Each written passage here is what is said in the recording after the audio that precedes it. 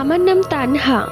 আমি যে স্যারদের বাড়িতে পড়তে যেতাম তাদের বাড়িটা একটু জঙ্গল টাইপের। বিকেলবেলা পড়তে গেলে আস্তে আস্তে সন্ধ্যা হয়ে যেত।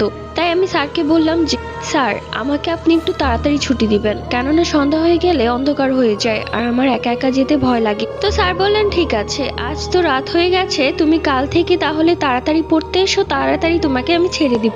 তো সেই দিন আমি তার বাড়ি থেকে বের হই। রাত 8টা বেজে গেছে। তাদের বাড়ি থেকে বের হলে একটা তেঁতুল গাছ পড়ে। তো আমি সেই তেঁতুল গাছের সামনে দিয়ে আসার সময় আমি শুনতে পেলাম কেউ কান্না করে করে আমার নাম ধরে ডাকছে আর বলছে, আজকে তোকে কে বাঁচাবে। কথাটা শুনে আমার গায়ের লোম দাঁড়িয়ে গেল। আমি এক পর্যায়ে দৌড়াতে শুরু করলাম।